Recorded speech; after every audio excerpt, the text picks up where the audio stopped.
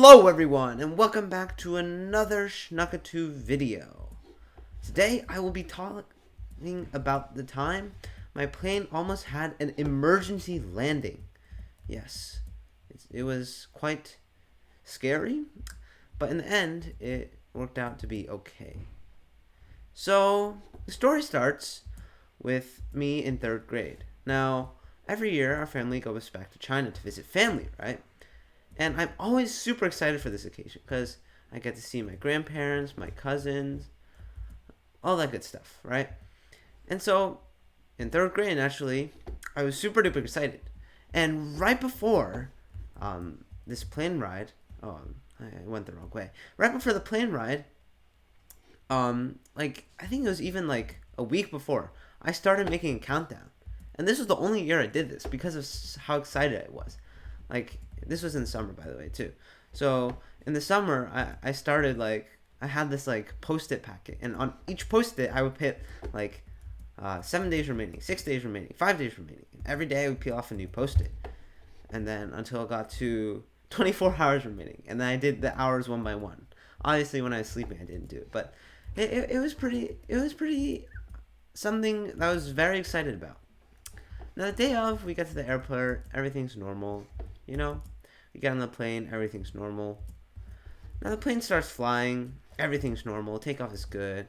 I'm just minding my own business, as a 3rd grader would do. How am I supposed to do this? Painting. There you go. Oh my god. And anyways, I'm just minding my own business, and the plane's just cruising along. This is a while after takeoff. Now I don't remember each and every detail exactly, but what I do remember is there's something. At the time, I actually had no idea what was going on, and I really had no idea how serious of a situation it was. And all I remember was there was some announcement over the PA, oh, we're returning back to the airport, there's been some system malfunction. And what happened next was they started letting out fuel from the plane. And for those of you who don't know, they do this because just in case the plane does crash, it doesn't burn as much. There's not as much fuel left because since it was a flight to China, the plane had a lot of fuel on board. So if it did crash, that would have been very, very bad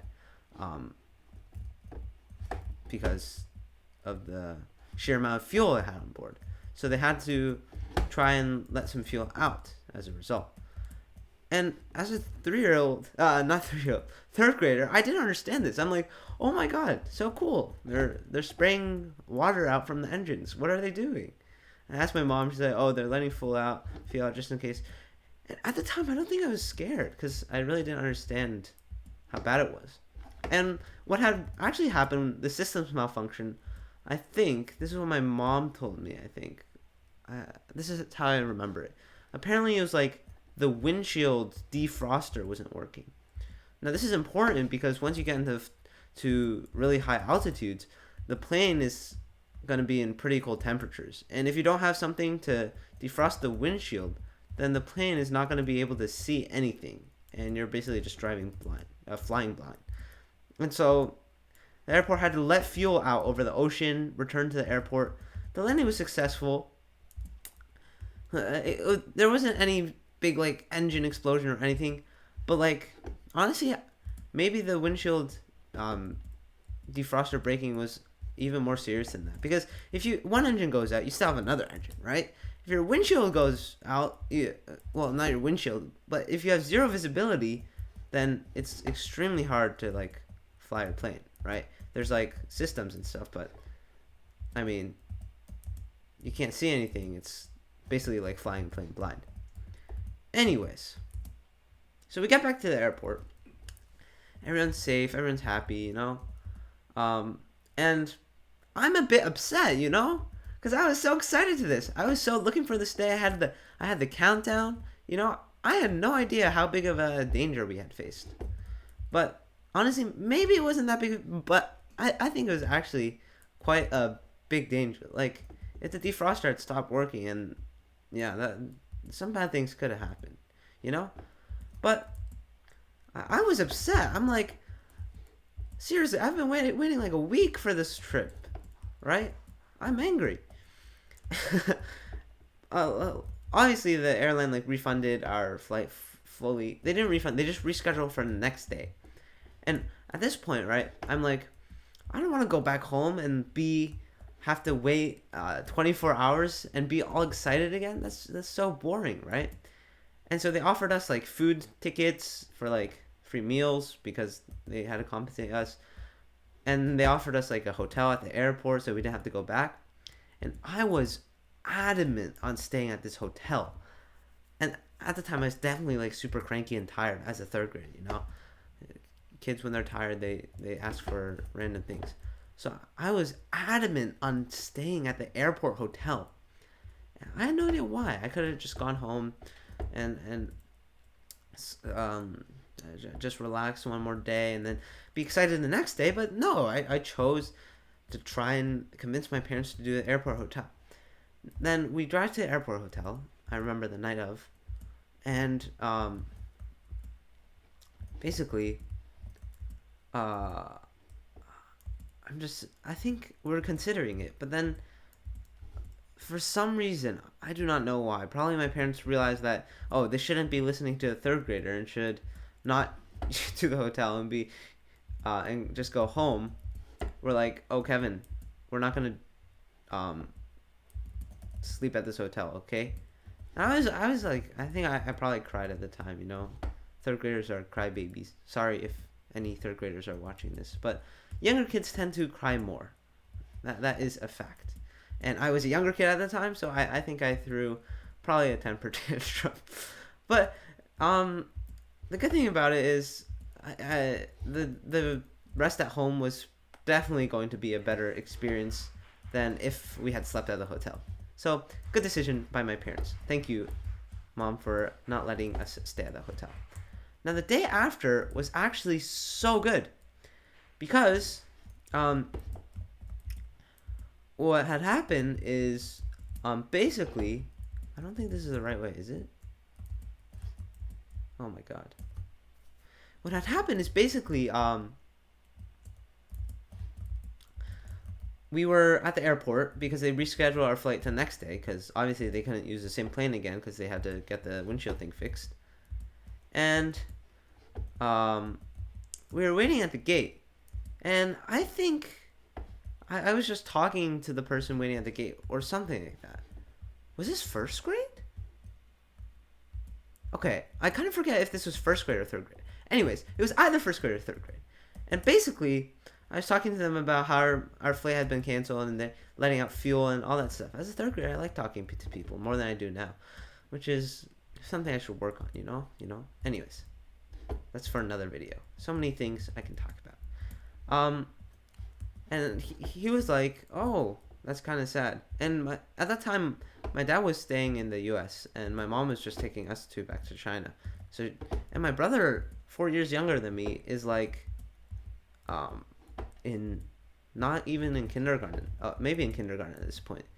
And so it's like pretty stressful on my mom too. And so this super nice guy just is like, oh, we're really sorry. If we have any free first class seats, we'll make sure to give them to you. And guess what? Yeah, you guys can probably already guess what. They had free first class seats. So what? Why am I back here? How did that happen? So we got our tickets upgraded to first class. And it was an amazing flight. I'm telling you, first class is like the most epic thing ever. You have fully, oh my god, I suck at parkour. You have fully reclining chairs, and especially for like an overnight flight over like 12-13 hours, they're perfect. You just recline back. They had a smoked salmon salad. They had like corn dogs, mini corn dogs. It was so cool. And my mind was blown as like a third grader. I'm like, oh, this is the best thing to ever happen to us. The problem with like the reclining chairs and everything was so cool that I basically couldn't even sleep. So like the reclining chairs were kind of useless. But anyways, the rest of the flight was very successful. I had a wonderful time. And yeah, I got to experience flying first class for free. All because we had to do an emergency landing. And because I talked to the flight guy at the time. Yeah. So what is the moral of this story? Well, the moral of the story is when disaster strikes, use it to your advantage to gain favors from other people. No, I'm just kidding. The moral of the story is turn a disaster around, you know? And also just don't be afraid to talk to people. Like, I feel like, especially as you grow older, you begin to become more, how do you say it? Less open, right? Like, talk to people less, I guess, and oh my god, I went the wrong way, didn't I? Oh, what? I'm so confused. You talk to people less, and yeah, you're not as open as, like, this has definitely happened to me. You're not as open as when you're a kid. So, talk to more people. Don't be sad if something bad happens. It'll turn around. Don't sulk around like I did in third grade when our flight got canceled. But be happy because we got upgraded to first class. Okay, yeah, that was my quite long and rambly story for today. I thought it was gonna be a 5-minute video, but I think I went a bit too long on this one. Alright, guys, thank you for watching. Oops. I'm sorry this parkour was a bit hard for me today, so it's like the same footage over and over again. Hopefully you guys don't mind. But make sure to subscribe to this channel. Make sure to subscribe to my main channel, Schnackaroo, in the description and comments. And I will see you guys next time. Oh my god, I suck at parkour. Hopefully I'll be better tomorrow. Bye bye.